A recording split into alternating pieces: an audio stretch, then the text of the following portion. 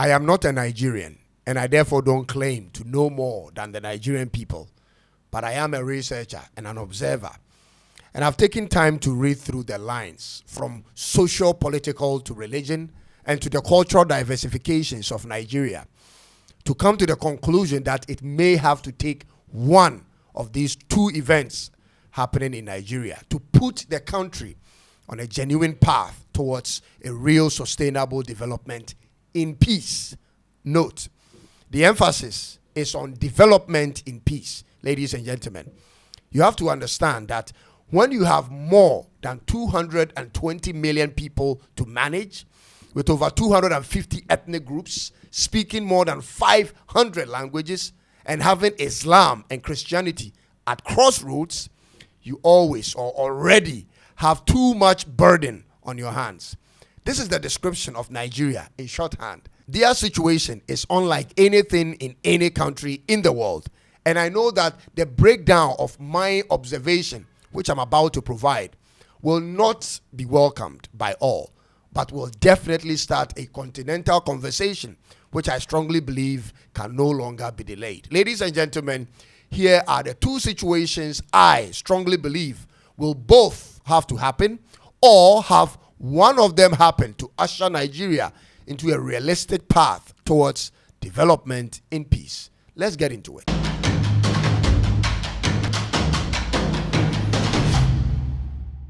Hi, I'm Cyrus. Be sure to subscribe and click on the bell for more of my content.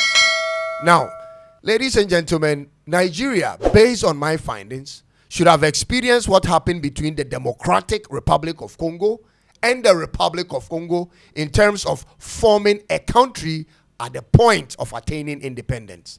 But that opportunity was denied them. You see, Nigeria has been growing apart since their days of independence. Their tribal and religious lines are more highlighted now than ever before. Nigeria could have been at least 3 different countries at the point of independence, but the colonial government at the time made the decision to keep them together. And today, the division is imminent and is always problematic. The division between the Igbos, Yorubas, and the northern states forms the fundamental reason why Nigeria is struggling to see peace. Ever since my first encounter with a Nigerian, an Igbo family, to be precise, was the first time I ever heard of the word Biafra. I would typically call them Nigerians, and they will correct me by preferring to be called Biafrans or Igbos. I thought it was similar to our tribes where we have the Akans and Ewes and so on. But they would insist Biafra isn't just their tribe, but their country, which seemed like a country within a country. Now, that was in the 1990s, but till today, their dream of having an independent Biafran country separated from the Republic of Nigeria is vibrant and discussed in their circles, which makes me wonder, could that be one of the conditions that may have to happen to have a more manageable Nigeria, ladies and gentlemen? Check out these facts.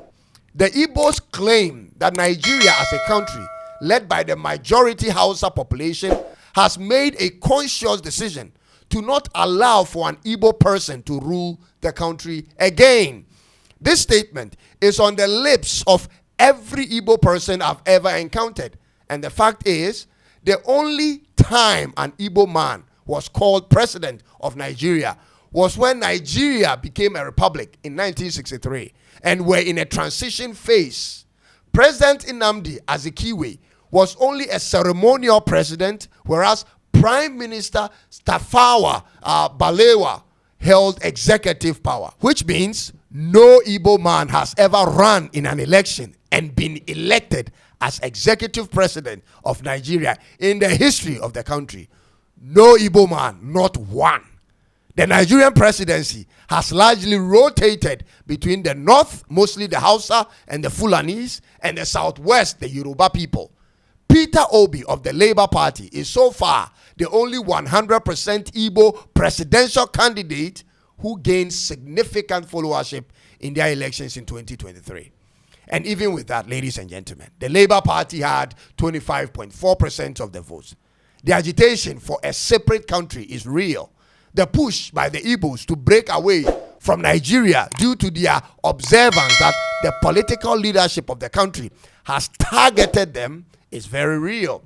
Their distrust of the political setup of Nigeria goes as far as abbreviating the Naira to mean never an Igbo rule again. This is serious stuff, ladies and gentlemen. Some Igbos actually believe that the Nigerian Naira currency was named after them. Never an Igbo rule again.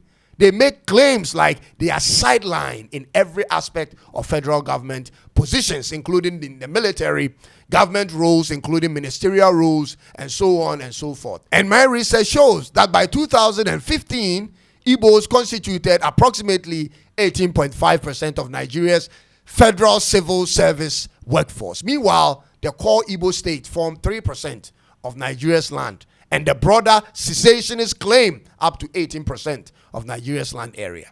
Their population is like the population of Ghana, 35 million people, representing 15.2% of Nigeria's total population, with one dream in mind, the Republic of Biafra. What do you make of this, ladies and gentlemen?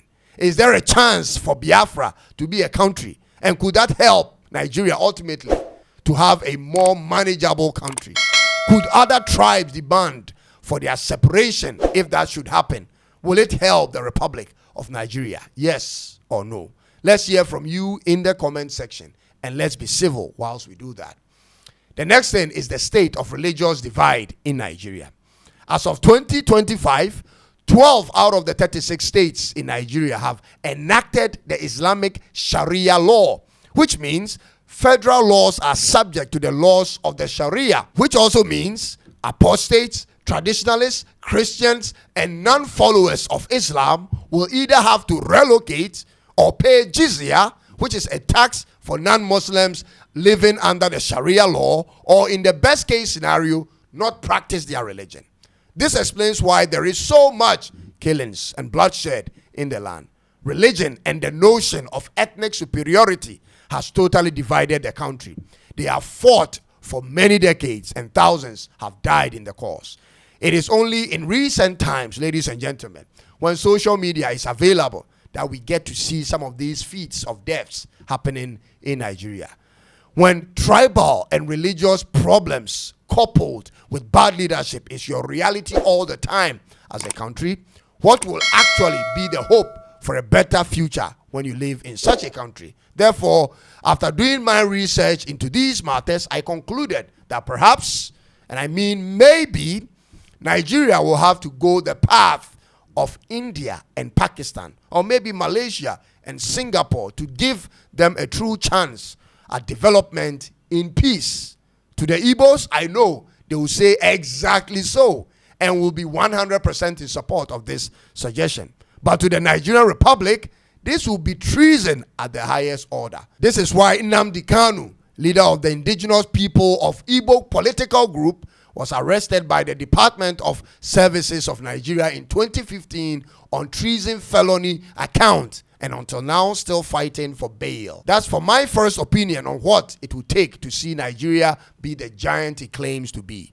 The second condition I believe must definitely happen to reset Nigeria is when they put in a true patriot as the president of the country, and no-nonsense leader who is ready to break the shackle of political elitism and economic monopoly of the country. The person will have to be ruthless and fearless.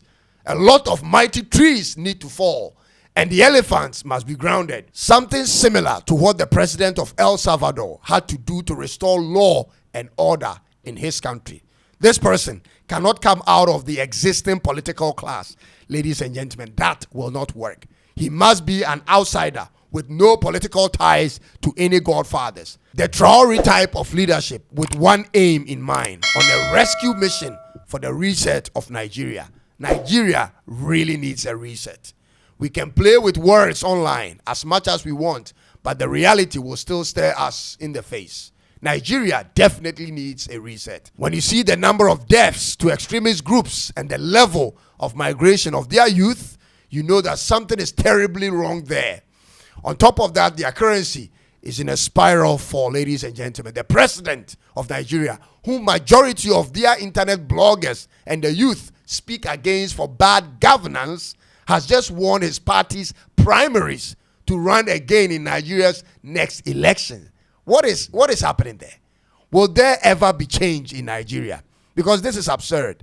Ladies and gentlemen, it's like the people are complaining, and yet the political systems in the country are set up in such a way that it's easily skewed in favor of one person from a particular political class winning all the time. It's like it's always determined before they even vote.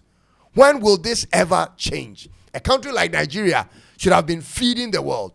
They could have been rocking shoulders with the Asian tigers. Their potential is at par with Brazil. But the sad reality is Brazil has a GDP of $2.5 trillion, where Nigeria is still idling with $400 billion. Nigeria could use a reset, ladies and gentlemen, and it could be led by one man. Could it be Peter Obi? I doubt, since he is from the same political cloth. I am waiting for the day when we wake up to the news that there is a shakedown in Nigeria and someone with the bravery of Captain Traore has been put in office through an election. That will be the beginning of Africa's greatness. Trust me, that day will be special to watch. Let's hear from you in the comment section, ladies and gentlemen, and let's keep it civil. God bless Nigeria and the entire motherland. If you haven't subscribed yet, I encourage you to do so. Thank you so much for taking time to watch this. I'll come your way with another one very soon. Until then, God bless you, and it's bye-bye for now.